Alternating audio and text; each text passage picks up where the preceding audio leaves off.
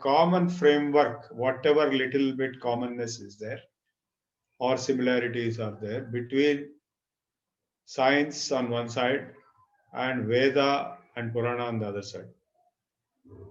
So now the important point to note is that most of us live in three different worlds in our own life, which have not much in common. There is no connectivity between them.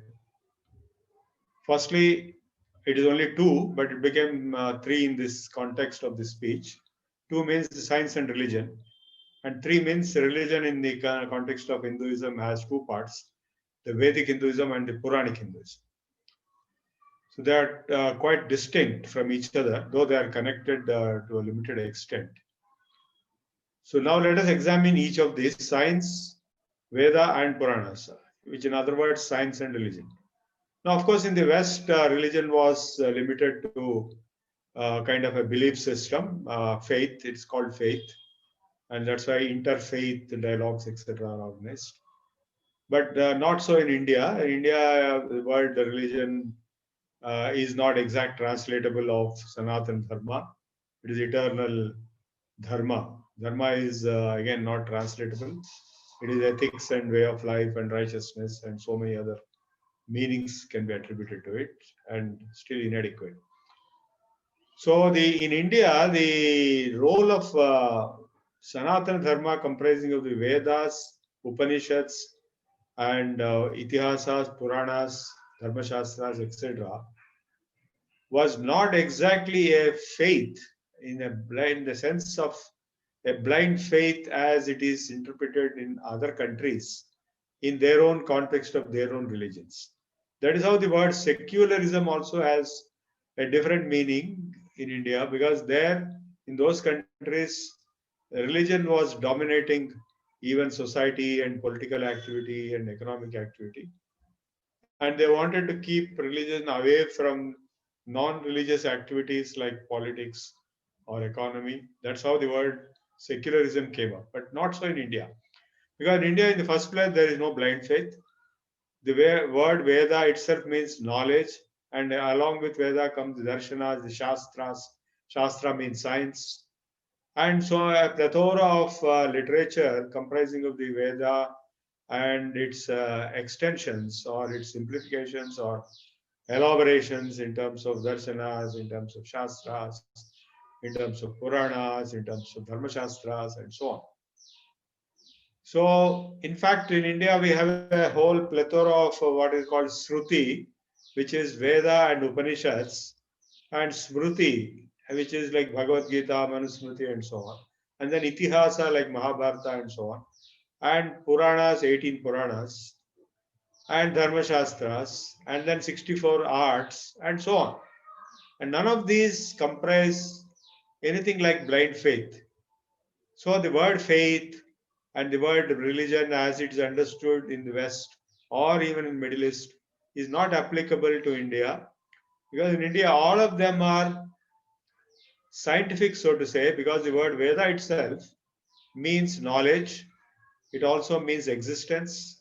Vidyate, with, the root is with. From with comes Veda, and from with comes Vidyate, that is to exist. And therefore, whatever existed, whatever knowledge of existence, that is comprising the Veda. Not any blind faith or power forced belief system or blind belief or cock and bull stories or so-called mythology. All that has no place. That doesn't exist really here. Now, the Mahabharata is an itihasa, it is a history of events, and Ramayana is a kavya, which is a literary composition of a historical personality called Rama. And the Puranas were comprised of multifarious subjects like astronomy, agriculture, medicine, in addition to various rituals or various practices of austerities and various upasana paddhatis and so on. So now the important point to note is that if you ask a question, what is science? We all know we are all scientists. So science is, to my understanding, a study of nature. And the components of nature, the forces of nature, the powers of nature. If I hope you all agree with this. And the word Veda also means knowledge. The word science also means knowledge. And knowledge of what? In the Veda, every Vedic sukta, there are chapters called suktas, like Purusha Sukta, Sri Sukta, Prana Sukta, Bhu Sukta, and so on. And mantra, every verse, every hymn is called a mantra. So every hymn and every sukta has a particular subject, and that is called Devata. The word Devata is misunderstood as a blind belief in a god or goddess. It is not true. In the Vedic etymology, in the Vedic grammars, and in the Vedic framework, the word Devata means a subject. It does not mean a god or goddess to be worshipped blindly. This is a very key turning point for me to realize that the word Veda itself, the whole of Veda, is nothing but science. And each of these chapters or each of these verses are describing the functions, properties, and attributes of forces of nature, components of nature, as much as a scientific treatise would do.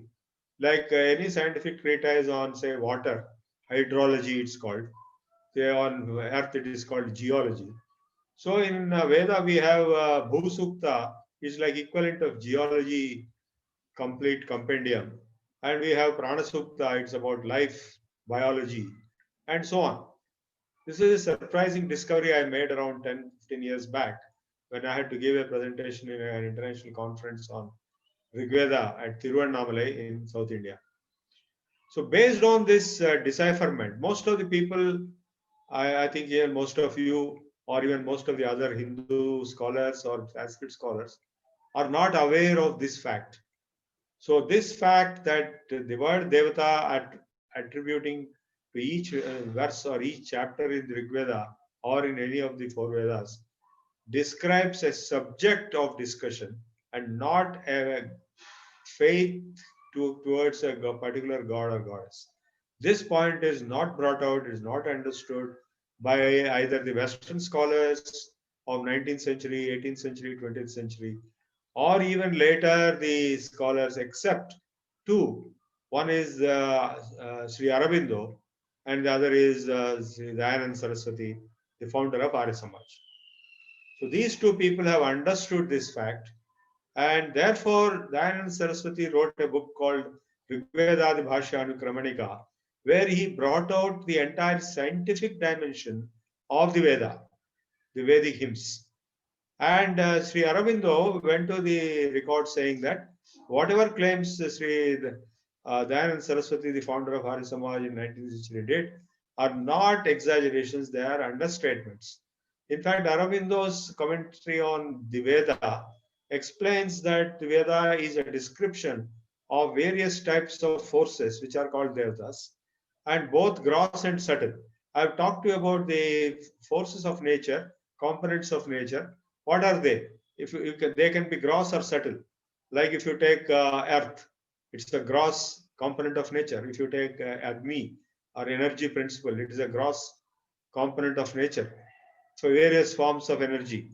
Garbhosya oshadhinam garbho vanaspatinam bhutasya vishwasya agne garbho apamasi. There is a mantra saying, "Oh Agni, you are in the womb of the universe. You are in the womb of the plants and trees. You are in the womb of water." The energy principle is being exclaimedly described in detail. And similarly, if you take Vayu, the gaseous state of matter, and beyond that, and if you take Apa, and all these are gross forces of nature, which are all described as Devatas. Possibly in my next talk, I will talk about the Vaiseshika Darshana, on which I wrote a book, where the forces of nature are described as different dravyas. Prithivyapastejo Vayurakasha Dikkalamanayate Dravyani, 9 dravyas are substances which are being personified into Devatas in the certain portions of Veda and finally in the Purana as persons. They are not persons, but they are personified. Like Agni, Vayu, Prithvi, all these are personified as personalities in the Puranas, though it also begins in the Veda itself. Now, these are the basic gross powers of nature or forces of nature or components of nature, which are the gross devatas, and their combinations also produce other devatas like prana, life, is a product coming out of conjunction of Agni and Vayu. So prana devata is explained as prana sukta in Atharvaveda in detail, life, and so on. And what's more interesting is that the subtle devatas like knowledge, Saraswati. Who is Saraswati? Saraswati is not any person. She doesn't have an email address and a phone number. It's nothing but knowledge. So knowledge personified is Saraswati. It is called Jnana Shakti. And love and good things in life, wealth and 8 good things in life, Ashtalakshmi is called Lakshmi. There is no person called Lakshmi. Though we will put some sari on a idol in a temple and all that, that is for our own convenience because we are all humans. We want to perceive everything as human. Like, if there is a world of crows, they will look at a god or goddess as a big crow. Like if you go to China, you will see Buddha statue all having Chinese features. Buddha was not Chinese, and they all knew it, but still they made him Chinese. So in the same way, we are making humans out of powers of nature. They are not humans. Saraswati, Lakshmi, Kali, all these are different powers of nature. And now Ichha Shakti, Kriya Shakti, Jnana Shakti, and then Srishti, Sthiti, Laya, creation, sustenance, and dissolution. Brahma, Vishnu, Maheshwara, and so on. These are all personifications. For example, Surya in front of your eyes. Surya Atma Jagatasthasthu Jasya. The Veda says the sun is the self of the universe. All the planets, all life is sustained by sun. Therefore, sun is propitiated, is praised, is described in Sauram and Arunam. They are the chapters in the Veda. So the powers of sun are described. And what more? The same thing continued in the Puranas. What is the link between Veda and Purana? Where they are not opposite to each other as they are made out by some of the ideologues of Arya Samaj. Puranas are just extensions of the Vedas. They are simplifications of the Veda. Itihasa Puranabhyam Vedam Upabrumhitam. You shall understand the Veda through the Itihasa and Purana. Mahabharata is Itihasa. It is supposed to be the Panchama Veda.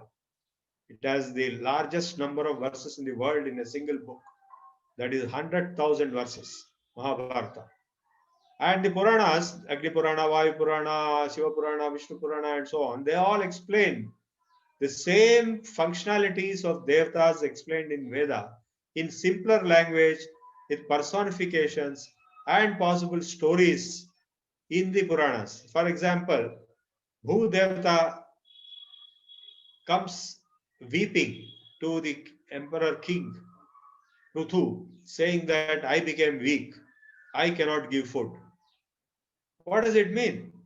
Is there any woman called Bhudevata? It is earth. It got polluted. It could not produce food. There was no agriculture possible. If you go to Patancheru, you cannot produce rice there because the soil is all polluted. If you dig there, you will get red water, polluted water. So you need a lot of treatment to revert back to normalcy.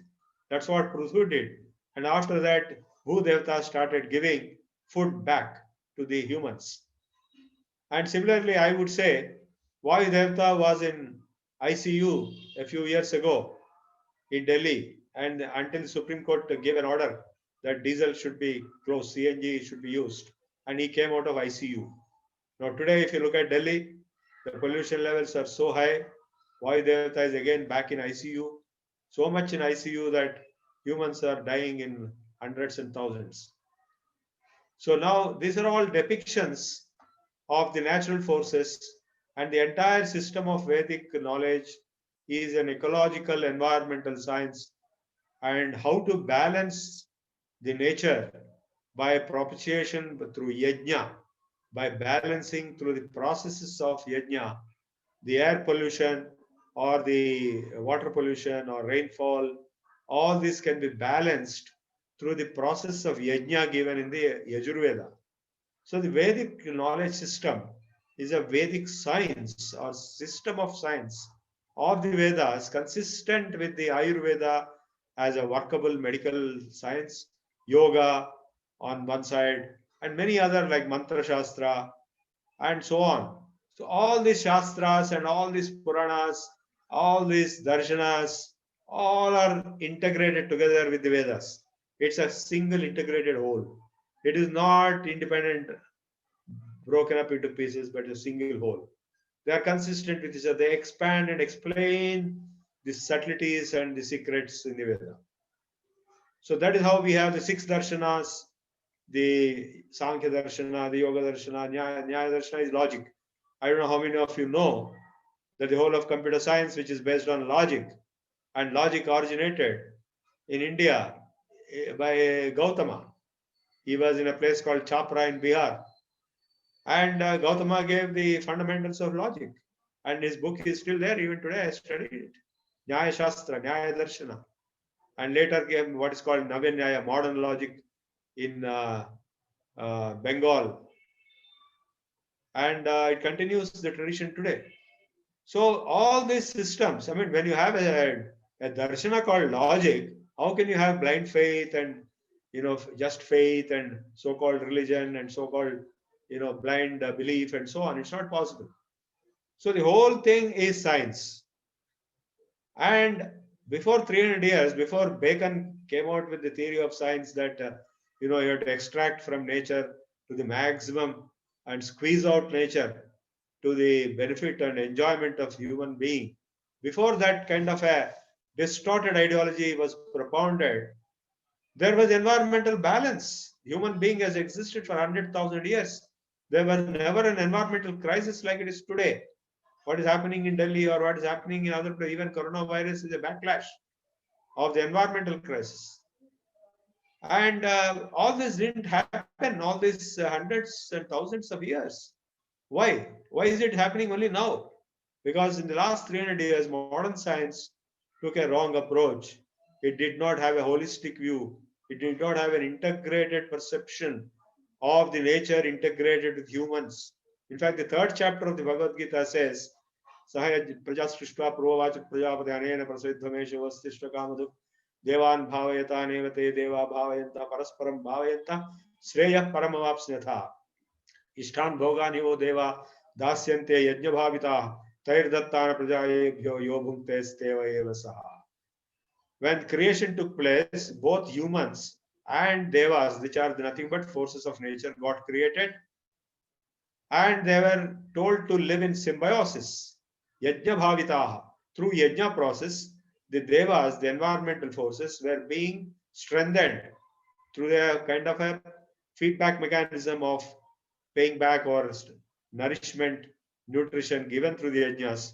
So the environment was protected, and that means pollution was eliminated, not allowed to happen, and rainfall was ensured to be normal, and so on and so forth. And the health of the individuals was ensured to be normal. And recently also, some experiments were done during the peak of Corona times. The yajnas were done in some of the locations like Rajahmundry and in some parts of Hyderabad. And it gave good results, even for Corona cases. Because ultimately it's all everything but based on environment. Environment comprises of air, water, so many things, rainfall, and so many factors. So there the Vedic science has a complete ready-made package to protect the environment for thousands and thousands of years. The human being existed for at least 100,000 years, if not more. There was never a crisis like this. So my lecture today is not just some kind of Purana Kalakshepam in a small temple, but it is of a great importance to the current day crisis. In fact, even today, if you perform the yajnas, I do yajna at my home, Agnihotra is very micro scale yajna, every day, morning and evening, and my home is protected from viruses, including coronaviruses. If you perform yajna, the virus and bacteria will die. It has been recorded. I have myself done experiments with IICT's involvement up to a certain distance, 1 to 2 kilometers in the jurisdiction of that yajna process, depending on the large scale or small scale or micro scale yajna which you do. The bacteriostatic effect, virus being destroyed, has been noticed. It has been observed and recorded.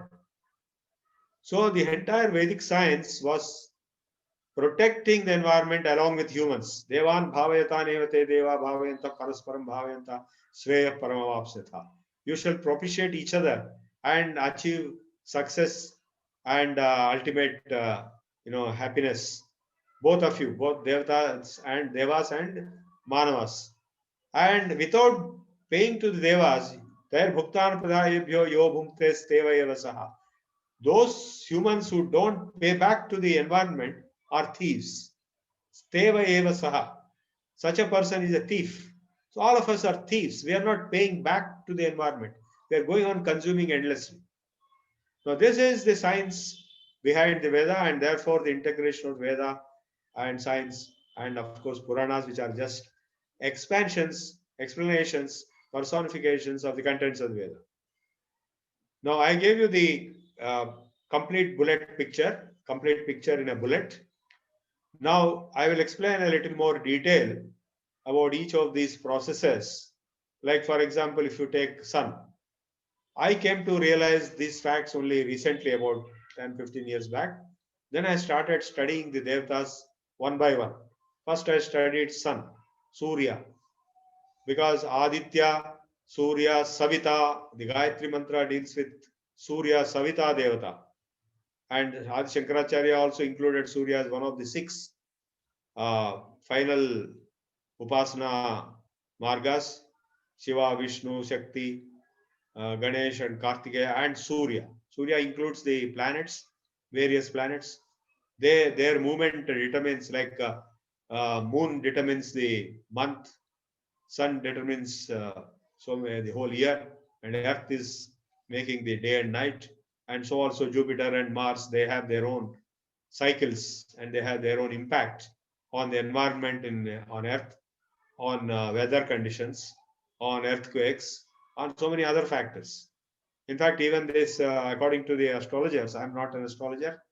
I know very little, hardly any astrology, but there are my friends who are astrologers. According to them, this whole crisis, the global crisis today of the corona crisis, has started due to the extraordinary event of 8 different planets coming on the same plane or same some common uh, plane or orbit or something like that. I'm not very sure what it is. Kutami, it is called. Coming together is a very extraordinary, rare event. It happens once in hundreds of years, and it is all gone now. That's why we are having a cases reduction gradually. So now this is great science and deep science. There is nothing like blind faith or blind belief as people believe the religions to be. Now this is as far as the integration of science with Veda and Puranas is concerned. Now I'll go to the next item of the integration of atheism with Veda and Puranas, because atheism, which is now dominating the world with about 60-70% of the Western Europe and America being declared officially as atheists, but they accept science. So now that I have explained the integration of science with Veda, I am sure they will have no choice but to accept Veda. That's for them to accept Sanatana Dharma. Atheists, agnostics, skeptics, all these categories are scientific, and science itself is atheistic, agnostic, and skeptic. And I explained to you how Veda and science are just one and the same. Science is more recent, it is more artificial, it is more, it is more ignorant, less mature, and therefore causing all kinds of problems with the wrongful application of technologies like diesel, like nuclear radiation, or so many other factors. Like every time you make an invention, you don't care a damn what will happen to the side effects on the environment. You make a diesel engine, you don't care a damn what will happen after 1,000 years or 500 years. And then suddenly you say that the whole environment is gone for a toss. The ozone layer is gone for a toss because of diesel. What a funny thing. Diesel, who was born in Augsburg in Germany, I went there, I stayed for some time. He never dreamt that the ozone layer will be put into holes by the diesel which he discovered. It is a failure of our technologists. Our people, we are all technologists.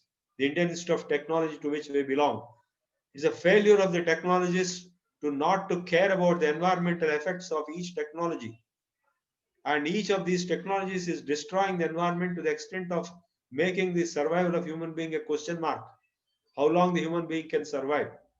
And due to coronavirus effect, the environment has been saved to some extent.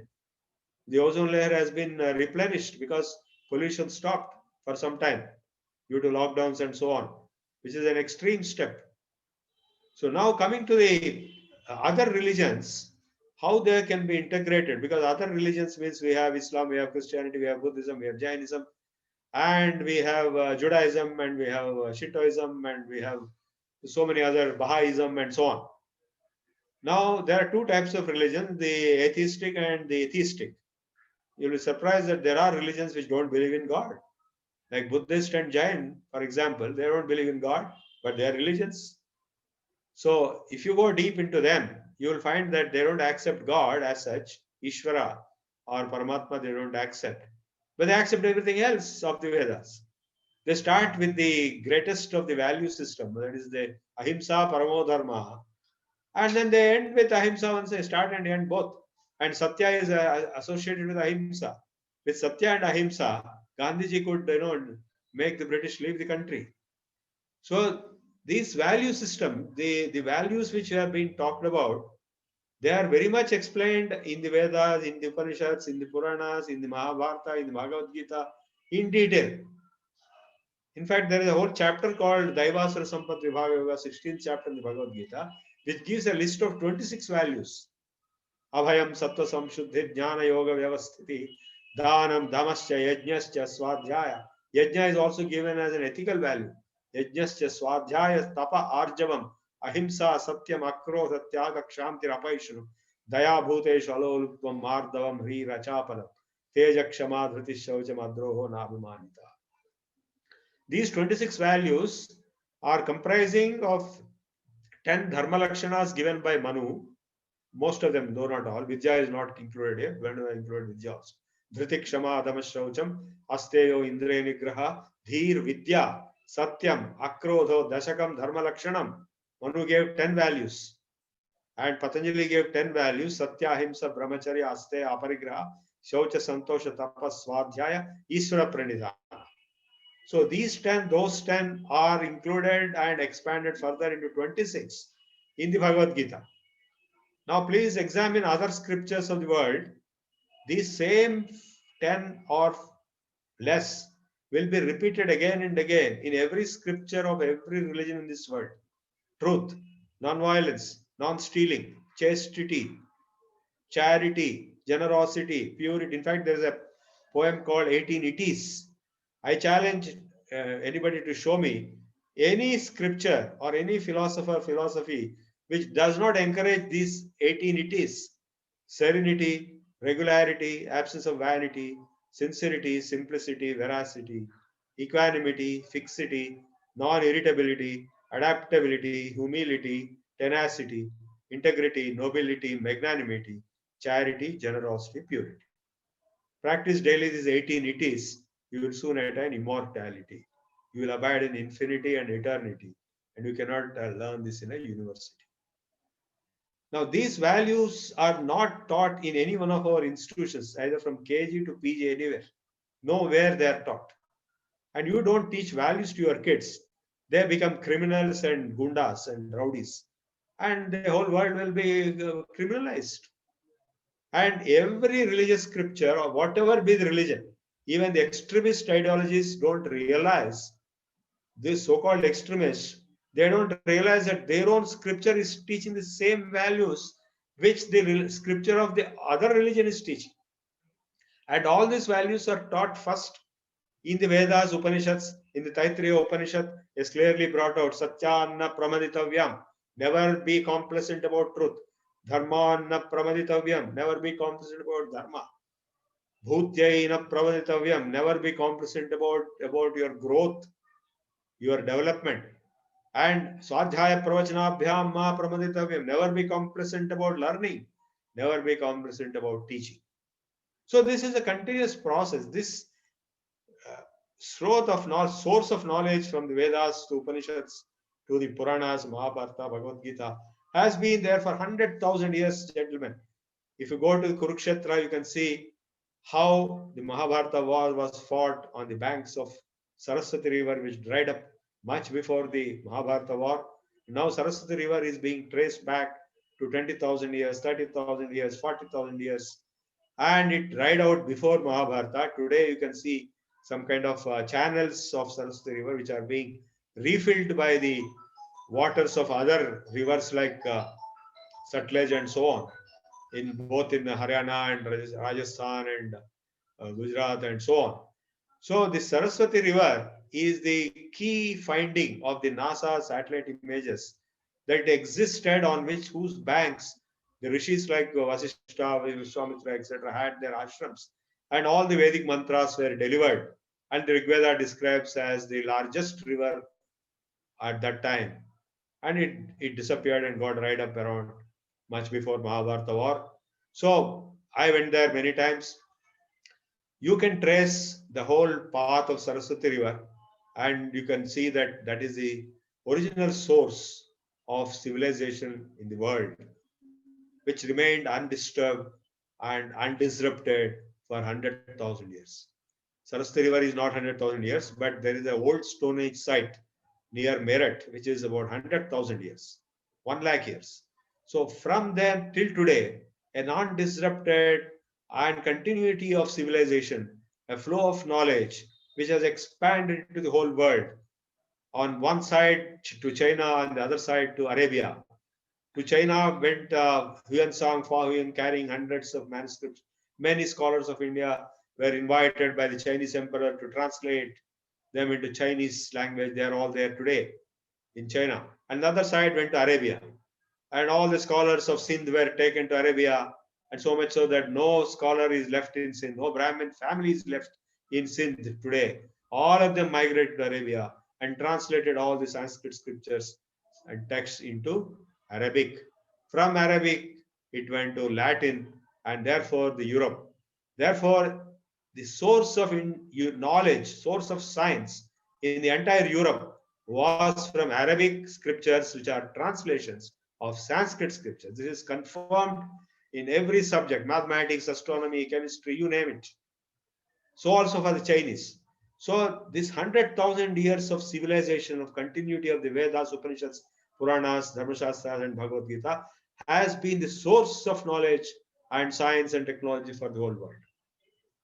So I want to stop here and I want to engage in a very interesting discussion with all of you. Yeah, thank you. Thank you, Prabhuji. And I would request if anyone has any questions, you can either type in the chat window or you can unmute yourself and ask the questions.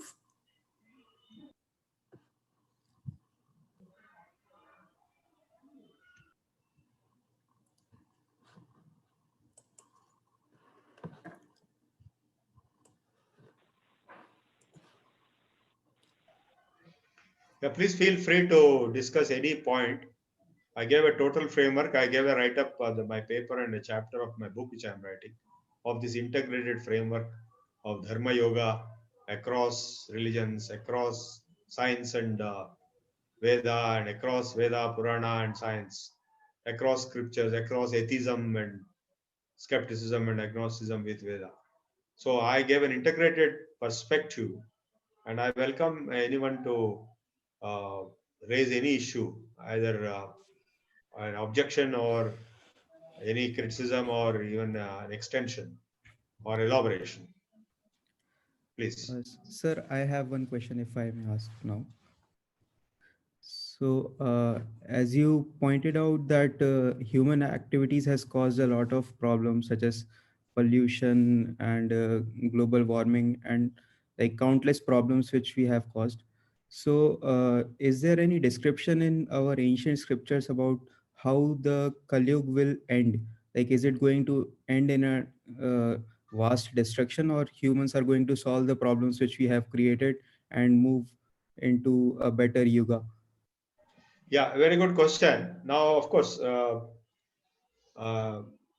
whatever little I know, I'm not that I am an ultimate authority of all knowledge in the Shastras or Puranas. Srimad Bhagavatam, for example, has explained the Kali Yuga in detail. The beginning of Kali Yuga is after Mahabharata war, After the Lord Krishna left this world, Kali Yuga started. 80 years after the war, Dwarka got submerged. And the Kali Yuga started. Now, in Kali Yuga, it is characterized by very poor capabilities of human beings. Their memory, their intelligence, their IQ levels are very poor compared to the human beings of the previous yugas, and their knowledge levels are very poor, and dharma levels are also very poor. Kali Yuga being the last of the 4 yugas, dharma is supposed to be only 25% present and 75% absent. So that is the main reason why all these problems are coming up, because people don't understand what is dharma. They have no knowledge, they have no idea what is dharma. So be doing all kinds of wrong things has led us into this situation. But again, as per the calculations, Kali Yuga is very big.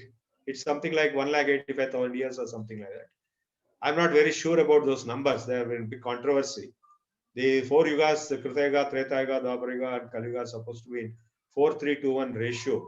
That is, the Krita Yuga is 4 times Kali Yuga, Treta Yuga is 3 times Kali Yuga, Dwapara is 2 times Kali Yuga.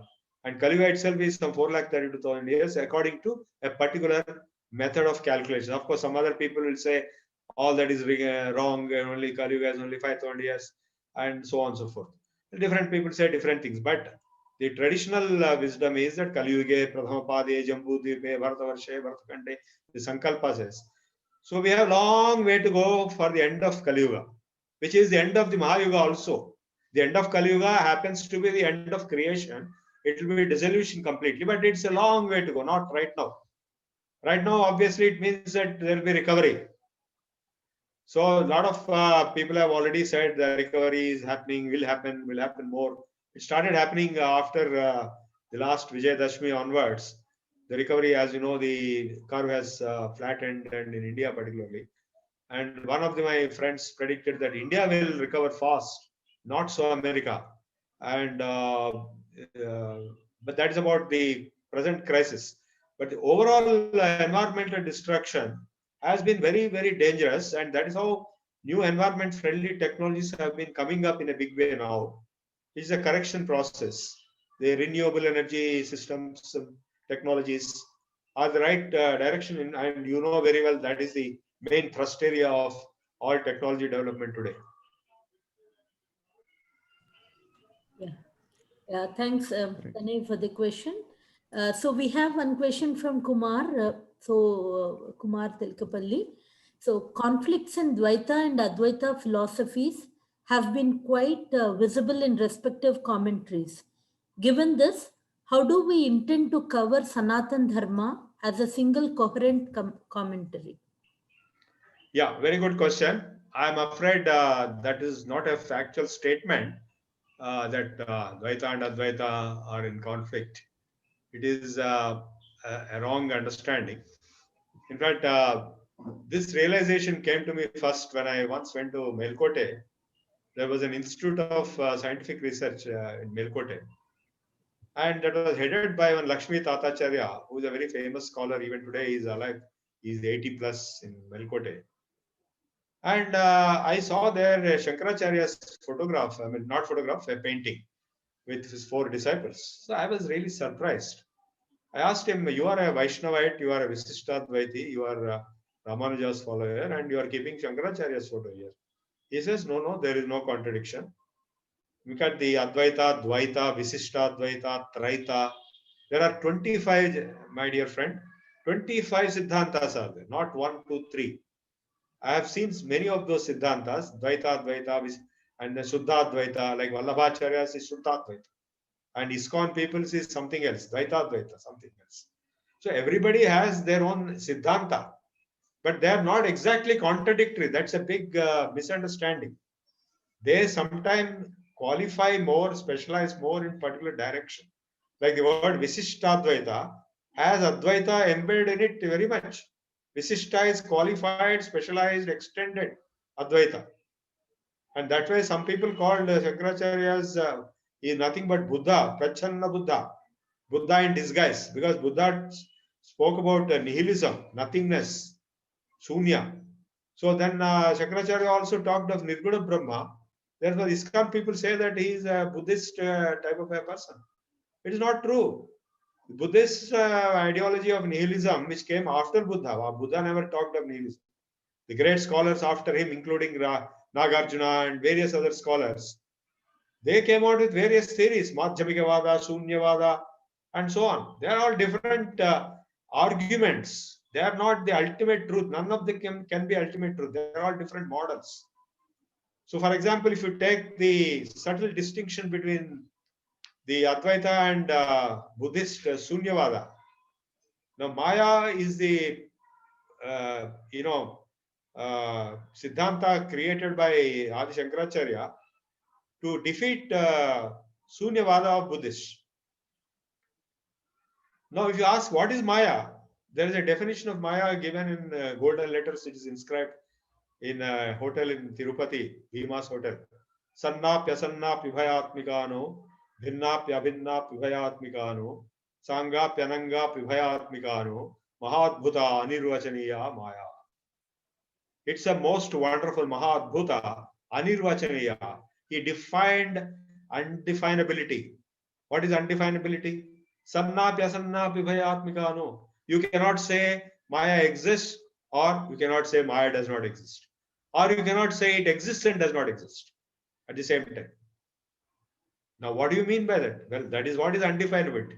And bhinnapya bhayatmikano. If you say Maya is different from Brahman, it is wrong. If you say Maya is same as Brahman, it is wrong. If you say it is both, then it is wrong. Bhinnapya bhayatmikano.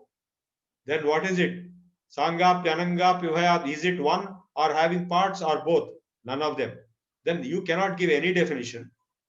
Mahadbhuta, most wonderful. Anirvachaniya, undefinability. So by defining undefinability, he could defeat the nothingness theory of the Buddhist philosophy. It is all just a question of polemics and arguments or logic of logicians. It is not contradicting to each other. Please note this. And Visishtadvaita does not contradict Advaita exactly, but it qualifies. Nirguna Brahman is personified into Narayana, Vishnu, and so on, which is not wrong because Shankaracharya himself did it. He made Shanmata Sthapanacharya is the title given to him. He made 6 main Upasana forms of Brahman. Vishnu, Narayana is one of them. Shiva is one of them. Shakti is another. So, what Adi Shankaracharya did is more than adequate. It included Visishtadvaita, Advaita, everything on earth. So, now, due to lack of correct understanding, this kind of contradictions will be visible. And in fact, you can see very easily that all of these 25 different Siddhantas, Gurus, and Sampradayas, they all accept the same Vedas and the same Upanishads and same Bhagavad Gita and same Brahma Sutras. How come? That itself seals all the controversy. Next. Yeah. So, thanks, sir. And I have Avinash who has raised his hand. Avinash, would you want to go ahead with your question? Yes, thank you. First of all, thank you, Prabhu sir, and everybody who's organizing this session. It's really helpful. Prabhu sir, my question is in continuation to the response you gave to Tane.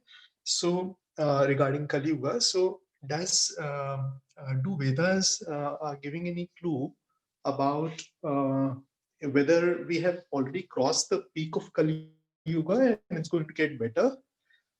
In terms of the impact on the environment, for example, or we are yet to reach the peak of Kali Yuga? As I told you already, we are still in the Pradhama Pada, the first quarter of Kali Yuga, according to the tradition. Kali Yuge, Pradhama Pade, Jambu Dvipe, right? You all chant this in our Sandhya and every other Puja Sankalpa. So we are in the first quarter only. So 3 quarters more to go. So long time. Don't have to worry.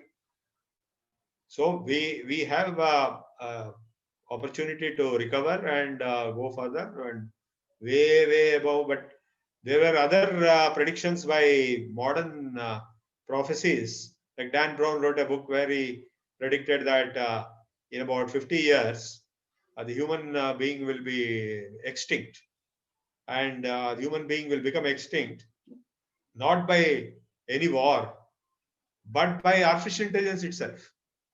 So human beings will create robots who will be more powerful than human beings, and gradually the robots will overpower the human beings, and human will become subservient to the robots in the first part. Second, third, fourth part, human beings will be eliminated. Only robots will prevail. This is what Dan Brown prophesies in his book. No such things have been prophesied in the Srimad Bhagavad Purana, Bhagavad Purana or other Bhavishya Purana and so on. Bhavishya Purana has talked about various dynasties, including Akbar, Babur, and all this Muhammad and various other events. It also talked about Chinese. It talked about Britishers and so on. It has given its own sequence of events. A long way to go for the Kalki Avatar to come. Kalki Avatar will come at the end of Kali Yuga, not now. So when things go beyond control, at that time Kalki Avatar comes and re-establish dharma. Because for Dwapara it was Krishna Avatar, and for Kali it is Kalki Avatar. Long, long, long way to go. Don't have to worry. Yeah, thank you, sir. So, Avinash, I think it answers your question. So, Yeah. Thank you. I have an additional question, if I may ask right now, yeah, please. or after other questions. It's unrelated. It's a different question. Yeah. So let me just. Yes, sir. Yes, Professor Sudhakar Desai here. Yes. Just to make it contextual, what is the spiritual guidance under the times of COVID? What kind of changes is it actually bringing and should be bringing in the society and the way of thinking? Yeah, that's a wonderful question. By now, you should have realized the answer also from your lifestyle changes which have taken place. Now, we are able to meet in the virtual media across country, across globe, and it has become very common for people to be online interaction in terms of educational processes, classes, or in terms of conferences, or in terms of meetings, which is a good thing. In fact, somebody was telling me that even after COVID, people would like to continue all this, even if COVID becomes normal. Because, for example, a conference, I attended one conference with zero cost, and it was a global conference. And it's amazing because in the past we traveled thousands and thousands of miles to attend conferences and spend huge amounts. And somebody said even the mosque should continue even after COVID, which is true, because you have all filthy smells coming around here and there, pollution here and there. So it's better to protect yourself from that until you clean up the environment. So now, what I found is that it has got both positive and negative effects. Assuming that we will overcome COVID and come to normal gradually, as we are doing in India better than any other country. Maybe Australia has done better, New Zealand has done better, because South Korea has done better, Singapore has done better. So as we return to normal, we have to take the moral of the story very seriously. That for example, what's happening in Delhi today is more to do with environment than only to COVID.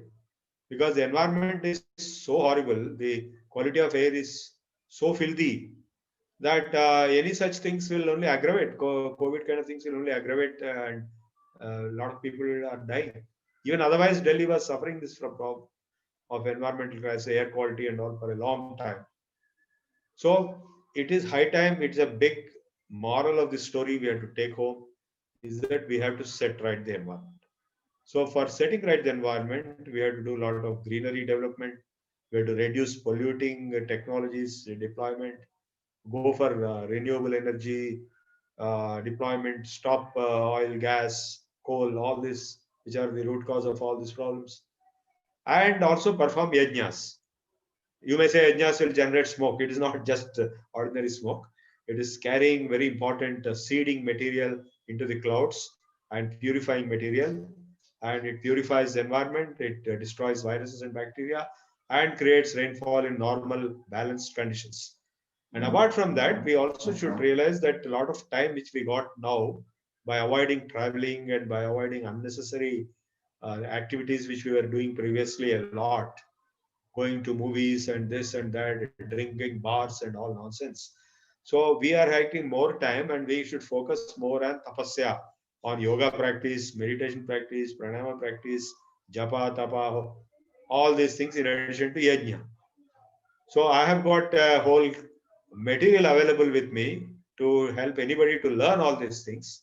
We have opened a Sanatan Dharma online course, a big course site and a group. I think some of you are already involved in it. So we are going to launch online courses. There are already many others who are doing it, both text, audio, and video. So this is the right time for us to get to know more and more true knowledge, more so for our youngsters. Our youngsters are totally in an abyss because there's nobody to guide them in the correct direction because the elders themselves are in a confused state.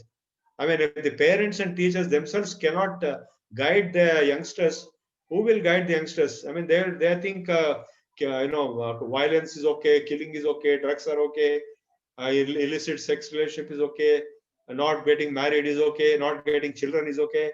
All wrong thoughts the youngsters are getting. So it is very important to re-establish the value system of Sanatana Dharma, which is there in throughout the globe once upon a time, and even now it can be revived by making people of other religions, other countries, other regions and languages understand this. Once they understand, they will all accept because it's all science. So the science of yoga, the science of yajna, the science of meditation, and science of pranayama, so many techniques have to be revived, and we have learned our lessons. We have been doing a wrong thing. We have been doing a wrong way of life, living a wrong way of life for so many decades, and we have to correct it. This is a correction mechanism. This, many people have said many times, this is a reset, controlled reset mechanism where the human society has to correct itself, go towards the right direction. And simple common sense says the Vedas and the knowledge of the wisdom of the Vedas has proven itself by survival of the fittest for the last 100,000 years, and therefore we have to adopt it rather than disown it as we have been doing. And those who are in the other religions, they should also realize that they are not having anything greater, deeper, or more detailed than what the Vedas and Shastras are providing. It is the same thing. Therefore, they should go deeper and deeper to understand this and adopt it. Yeah. Thank you, sir. So we have some questions in the chat window, but I will have Prem ask his question. Prem, can you please go ahead? Thank you, ma'am. Sir, my question is more of related to the relation between the Devas and Manas, what we have discussed. From your, understanding, which action of a Manas made more damage to the relationship between these two? And in the path to recovery, what are the areas of the damage where the innovation should crop in and entrepreneurial initiatives should take place to recover the relationship between the nature and the mankind? Very good question. As I told you already, the third chapter of the Bhagavad Gita is explaining this question and answer. So by not returning back what you have taken from nature, you are a thief. And that returning back is possible through yajna. And yajna is dravya yajna, the particular procedure of burning particular herbs and particular ingredients like cow ghee and or particular speed and particular mantras. That is dravya yajna. And then we have jnana yajna, like right now we are doing a jnana yajna. And we have yoga yajna, the yoga way of life. And swadhyaya yajna, that is good study. And tapas, yajnodanas tapas cheva pavanani manishinam. There are three things: yajna, dana, and tapas. Dana is donation, charity. The biggest problem today in the world is greed. Why do you need thousands and thousands of crores for living a simple life of a few decades? You're not going to live for 2,500 years. So you don't need all that. So you better distribute to those who need, those who are not in a position to earn. That is equitable distribution. In fact, the greatest ideology of distribution of wealth to the needy and poor is given in the Sanatana Dharma more than anybody else, more than Karl Marx and more than any other fellow. These are mentioned very clearly in the Vedic mantras, which are written and inscribed on the domes of Parliament wall itself. Sarve bhavantu sukhina, sarve santu niramaya, sarve bhadrani pasyantu, ma kaschid dukkha bhag bhavet. Not even one person should become sorrowful. This is the wish. It has to be fulfilled. Like in the Sanatana Dharma, the profit-making business community is supposed to give back 70% of the entire profit and keep only 30% for themselves.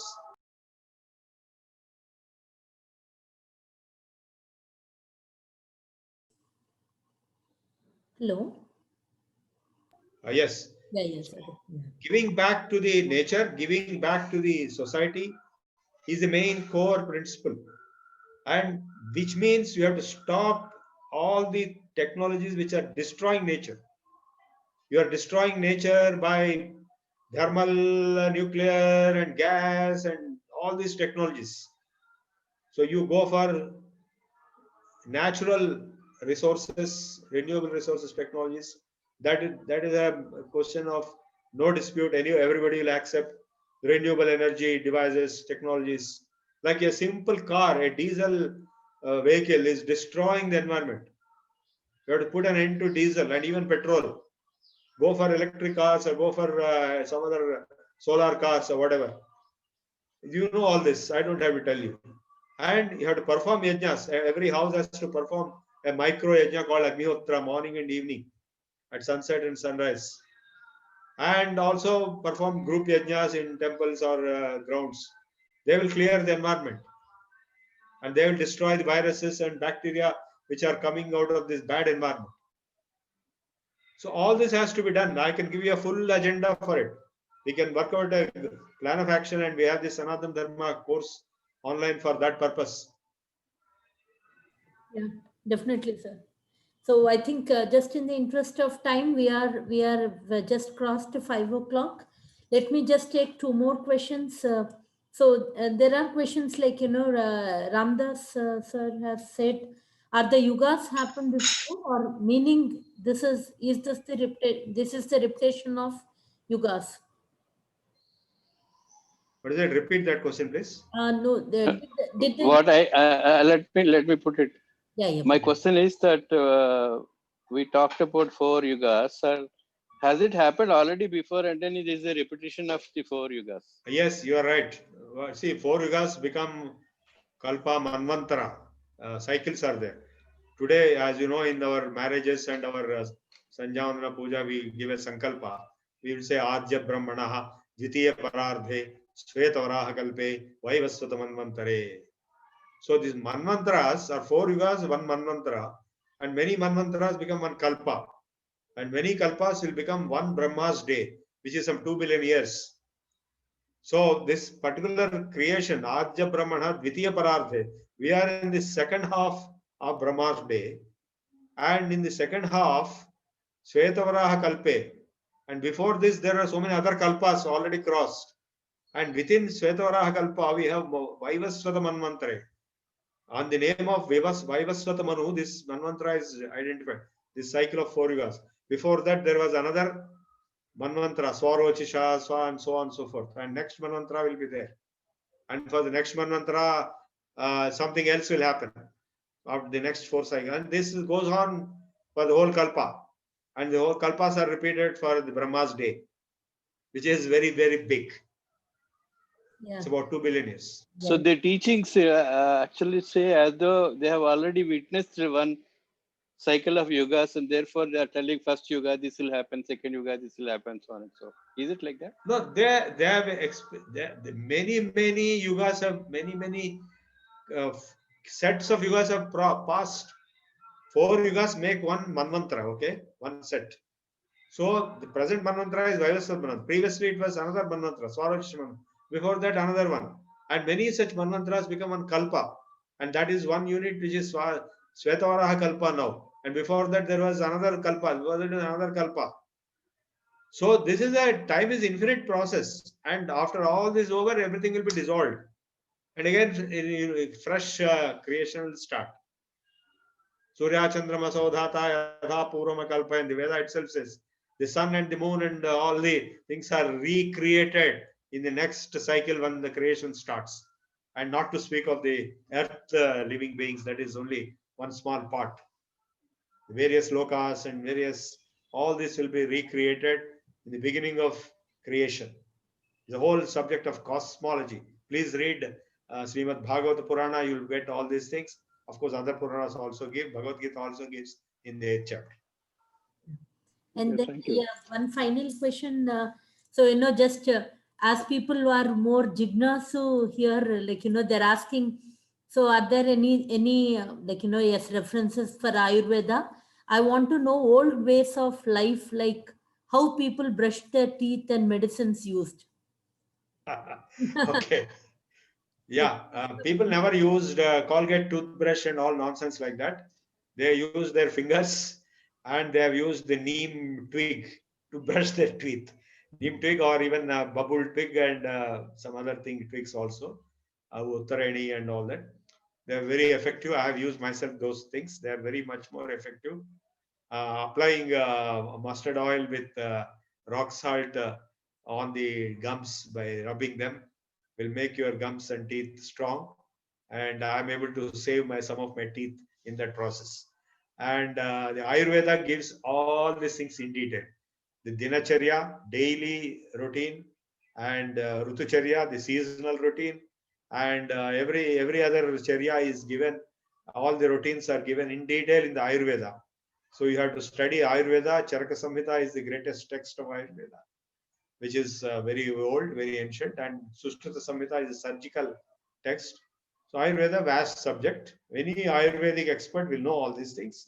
You can also study these things and follow that. And Ayurveda and yoga are closely related. They're having same framework. Yoga is without any herbs medicine. Ayurveda is with herbs only. No synthetic drugs. Synthetic drugs are very harmful because you are making those molecules in the factory. They are not made in nature. As a result, they'll be too damn strong and single molecules will be there and they'll create tremendous repercussions and side effects in the human body. Whereas the same molecule, which was isolated from nature, was in nature in a mixture form. It was not a single molecule. So those balancing other compounds were able to prevent side effects and also create better results. That's how the Ayurvedic herbal medicine will be better than the synthetic allopathic single molecule drugs. So it is better to revert back to Ayurveda and yoga and nature living, nature hygiene, naturopathy. All these are related to closely related to each other. And we have got a Vishwa Yoga Vidyapit I have established. I've been teaching yoga for last 50, 60 years. We have taught to more than 1 lakh people and we have produced around 10,000 teachers. We are deep into yoga. Yoga, Ayurveda will save this human life Yes. and Yajna will save the environment. Sir, one question. Thanks for the answer. So, can we cure cancers, these modern diseases with olden techniques in Ayurveda? Yes, very much. Yoga also. We have seen a lot of people who have been treated successfully with yoga and Ayurveda and diet control and environment effect and all that. Even cancer patients. It depends on the stage, as you know. If it is last stage and all, nobody can save them. But if it is early stages, it has been, in fact, even wheatgrass juice has been found to be effective against cancer in the early stage. And so also many other Ayurvedic formulations. All Ayurvedic people know all these things. Yeah. And yoga Thank you. also worked jointly with Ayurveda. Yeah, I think this brings us to the end of this session. Those there are some questions. Just for the interest of time, we would. But would want to end here, sir. So, Prabhu sir, the yoga classes which you have said, like now with all the virtual things, do you have any online things? No, for people. Yes, in fact, I have conducted an online yoga course recently for Melbourne people. Huh. So we can do for anybody. We can organize that. If you can organize, I'll be happy to teach. Okay. Definitely, sir. I'll so in the group, and I'll take that forward. Yeah. So more information on the Sanatana Dharma, the other group, I will send across team slowly, because more hands, and we can deliver that in a quicker manner. So I'll reach out to the group, for more information on this and relevant help. So thank you, sir. Thank you, Professor, for this session. So look forward for the next session next month, second Saturday. Please mark your calendars. I will send out, I will collect the Gmail accounts, and, even create the calendars also. So that is one aspect which I want to take, Prabhu sir. So right now, this is all in the group, WhatsApp group. So definitely for the email IDs, when I have, definitely the calendar can be created. So yeah, thanks everyone. Yeah, well, we'll have a lecture next month, but before that, you can plan other activities like classes. Yeah. Okay, then. Thank you. All the best. Thank you all for interacting with me. It was a great pleasure and enjoyment. Thank you. Thank you. Thank you, sir. Thank Thank you. you, sir.